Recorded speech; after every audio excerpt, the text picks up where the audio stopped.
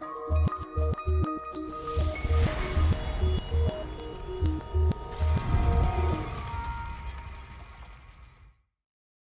ladies and gentlemen, and welcome back to the channel. Welcome back to another Football Manager 22 experiment, where today we've got a billionaire in Brazil, to be precise, Cruzeiro. What's happened is we've given them a billionaire owner. They've got £1 billion in the bank. They're rolling in the dough. And we're just going to see what happens. This was something mentioned in the comments, so make sure you leave a comment down below of anything you'd like to see experiment-wise, and we'll be sure to try and get something like that done. But like I say, Cruzeiro, they've got £1 billion. They're absolutely minted. They've obviously got a young-ish squad down here, but as you look up the squad, you've got older and older players. They're in the second division, so they will have to fight their way up to the top division in Brazil. But it'll be interesting to see who they sign, how they sign them, what money they're spending, and just generally how they get on. So what we'll do is we'll jump ahead a season, see how things go, and kind of go from there. Okay, so we are a season on. We're in 2021, December 1st. So we're at the end of the year for the clubs in Brazil. And we can see they've actually got promoted. They're sitting in second place, 68 points in total. So let's just take a look at kind of how they've got on. So they still have a shed load of money in the bank, as you'd probably expect. They've got a lot of money about. But they haven't spent too much. In all honesty, not surprising, really, looking at how they've gone. You wouldn't tend to spend too much initially, especially if they feel like they can get promoted. They've actually brought in £2.8 million, selling Luis Orejuela, Thiago, Caio Rosa, all leaving the club. But they have signed a few players since we saw them. So Bertinato from Venezia, Francesca from Real Salt Lake, Piri from Kunshan, Reina from Tom, Caio from Pon, and Marquinhos from Bot. So a few Brazilian clubs there. Freeze, 130k. I mean, 325,000 in all competitions, all overall isn't too bad. They obviously got relegated the season prior, finished in 11th, and then this season got promoted back to the top division. And so that's where I'm expecting a big push to come from. We can see knocked out in the second round of the Brazilian Cup. Did win in the ATL against ATL in the Brazilian First Cup, but first round, but there you go. Anyway, we'll jump ahead again, see if they've signed any more players, who that might be, and how things have gone. Okay, so we're at the end of another season. They're in the top flight, and they finished second, just behind Flamengo, who we know they have some great players in the side. But Cruzeiro, how have they got on? So they've lost half of the bank balance. So they're on 533 million now. The valuation of £2 billion is kind of ridiculous. But let's take a look. I mean, a quick look at that. Oscar, Talisca, Fred, Fernando. I mean, it looks like they've already signed a good chunk of players. Let's take a look then how things have gone. They've spent £221 million, brought in 4.4, so not much. But let's take a look at what they've spent. So they brought in Oscar from China. He's gone back to Brazil. The 31-year-old, obviously such a good player. So an interesting one there. I mean, not surprising that they're bringing back some Brazilians.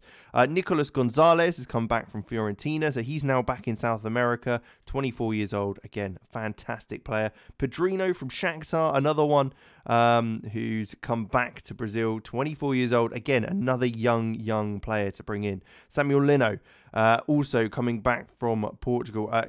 Again, fantastic player. Danilo from Palmeiras. Again, young, 21-year-old Brazilian. They're snapping up all the good players from clubs around them as well as abroad, because they brought in Marcos Alonso from Chelsea. He came in for 11.75 million. Fernando coming from Antalyaspor. He's obviously, again, Brazilian, having left the country, coming back. Neto Talisca is another one. Bruno Perez, Fred from Man United, Lazaro from Flamengo, who's very promising young player. But they've done a very good mix, I have to say. I think I quite like what they've done here with signing players. They've got Brazilian players, obviously, who know the leagues. They've played here before, as well as a few outliers, like Daniela Rugani. Not one I'd have expected to have moved over to Brazil. but he certainly has done, and it's made things a little bit interesting, that's for sure. But there's a few more free transfers down there as well as a few big signings. Obviously, the biggest being Oscar, 46 million, rising to 55. Then you've got Nicolas Gonzalez, who again, massive signing, and Pedrino as well. But I mean, they've spent loads of money. Talisca, Fred, coming in, some other names that you're fully aware of. Certainly make things interesting. We can see they reached the Brazilian Cup semi-final, where they actually lost to Grêmio 2-2. Well, they lost on penalties, but it was 2-2. Otherwise, quite interesting. That's for sure. There's some massive signings. We'll jump ahead again and see how things further carry on and keep this interesting little tests going. So we've actually jumped a couple of seasons on now. We're in 2025, and it actually looks like Cruzeiros have won the league twice now. They won it in 2023, and they also Santos won it the next season, but they won it again this season here. So we can see, if we jump back quickly, we saw them coming second in their first season back in there. They won on goal difference, 42 goal difference over the 19 of Flamengo, who got level points. But the season after, Santos pipped them to it by 5 points. And then this season, 91 points. They've absolutely run away with the league. So let's take a look. The first thing to note is Anthony. He is back in Brazil playing for them. What a player to have signed, that's for sure. Transfer history. Let's take a flick through back to kind of where we were then. We can see, obviously, the Oscar signing. 319 million was spent in the next year. Anthony coming in for 66 million from Ajax. Emerson Royale came in from Tottenham. Another very good signing. Gerson from Marseille. You've got Van Ilsen from Porto, who's actually left the club again and gone off to Barcelona. So that just shows how good of a player he is and who they brought in. Cabral, Bremer, Lucas Moura coming in, Markow, Wojciech Szczesny's an interesting one. Not one I'd have thought. Again, another European player coming over to Brazil. Kaiki being brought in from Santos, he's actually left now and gone to Palmeiras, but a decent young signing there. Can we see any? Pedrino's gone, Marcos Alonso left. So there's a few players that had come and gone within that one season. 105 million spent the next season, so nowhere near the same amount of money being spent following up on that after their league win. Renan Lodi coming in from Levante. He's now left the club. Giovanni as well. He's come in, 21 years old, so exciting. Lucas Torreira as well, the Uruguayan, coming back to South America. Pretty exciting there. They reacted again, 127 million pounds in this one. They received 94 million. Van Ilsen going, Bremer going, Cabral, Kaiki, Aiton Lucas, Rafael Veiga, Fred, Lucas Moura. Plenty of players that have left to make up a bit of money. But Jordi Keleven coming in, Andre Anderson, William de Camargo. You got Mario Felipe. Again, another player that, they're spending 127 million pounds, over 100 million a season, bringing players in. So you'd hope they do all right. Looking at the bank balance, it's all the way down to 7 million now, and the valuation of the club's plummeted basically. But they are still doing fantastically well. Training facilities have shot up, same with youth facilities, and the youth recruitment's got much better as well. Junior coaching, not so much. But let's take a look at the schedules then. How have they got on in kind of the Copa Libertadores and all that sort of thing? So looks like they got to the second round semi-final. They actually won the Copa Libertadores, winning on penalties against Atletico Mineiro in the final there. So that's good to see. Lost in the Brazilian Cup, fourth round 2-0. But otherwise, a pretty good performance in the Copa Libertadores. Won the Super Cup as well. So another couple of trophies to add to that. In the state championships, they're just flying. They're winning that every time so easily with the players they've got. But how did they get on Libertadores again? Losing in the final to Palmeiras in the end. That was the season they didn't win, either the league or the Champions League, effectively, for the Copa Libertadores. But most recently, they obviously won this season in the league. how did they get on otherwise? Club World Championship as well. They actually won the Club World Championship final, beating PSG, who had the likes of Milinkovic-Savic, Haaland, Neymar, of course, Gabriel Jesus in there. So, not bad. Let's just say that. Not bad at all. A 5-all game with penalty shootout at the end. I mean, what a game that is. That's a hell of a game to be at. That's insane. Absolutely insane. But there you go. Quite the game to be a fan of. And what a result for them. Well, we'll go one more time, see how things go, especially with the bank balance being so low now. Are they going to be able to continue spending 100 million a season, or how does things go there? But it's very cool to see that they won the World Champions Cup competition, Club World Cup. So let's jump ahead and see how they carry on. Okay, here we are. We jumped 5 years on. We wanted to see how things have gone, and they've just absolutely controlled the Brazilian leagues. No real surprise considering how much money they spent over the years. But 5 trophies in a row. And how easy are they finding it? So 5 points there, 5 points there, another 5 points clear, 7 in that one. And wow, 14 there as well.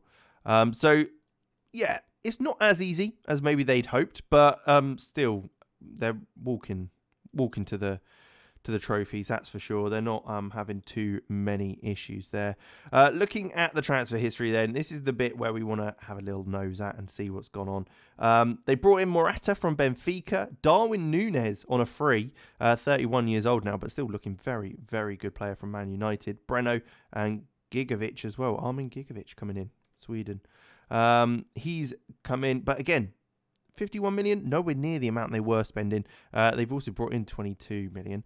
90 million pounds brought in. I think this is the first time we've seen them bring in more money than they've spent.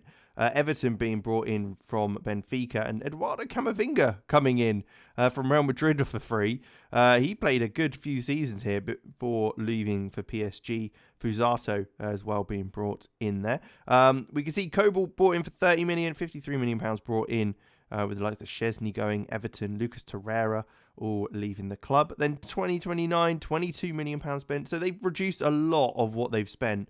Lucas Verissimo being brought in on a loan and then permanently signed. 35 years old now though, so won't be sticking around for too much longer. Fabinho as well, by the looks of it, also coming in on a free from Liverpool. A few players going though. But nothing too much that stands out there. And finally, this season, 20 million spent, nowhere near the amount of money, but 73 million pounds brought in. I think that's the most that they have. I mean, what a signing the Camavinga was. They got a good few years out of him and then sold him for 25, rising to 30 million. So not bad at all. But there you go. Pretty good result for sure. And yeah, you can see that winning everything. So many trophies in there. How did they get on? Copa Libertadores? No, didn't get that one. Lost in extra time for that. Is there anything else we can kind of take a look at though? Is there any more Club World Championships? Unfortunately, looks like they lost in this one in 2029. What about the Copa Libertadores? Won that 4-0. Comfortable win there. Won the Super Cup as well. Copa Libertadores, how did you get on in that one? Another 3-0 win. I mean, it looks like they've done it back-to-back twice.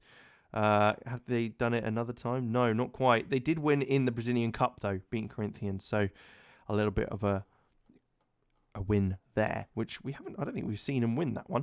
2026, though, again, Brazilian Cup, Copa Libertadores, how did they get on?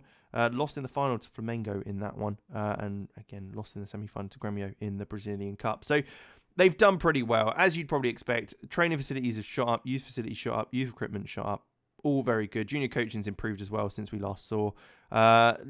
Very low bank balance now, but like I say, I think that initial billion just kind of got them into a state where they were able to be at the top of the Brazilian game, competing at the best, winning Libertadores and all that sort of thing, even the Club World Cup, as we saw. Certainly a good platform to go from. But there you go. We will leave it there. Thank you very much for watching. Make sure you leave a like, subscribe to the channel, and of course, leave a comment down below of anything you'd like to see for experiments, and I'll make sure to take a look and see if I can get those done. But with that, thanks for watching, and I'll catch you in the next one.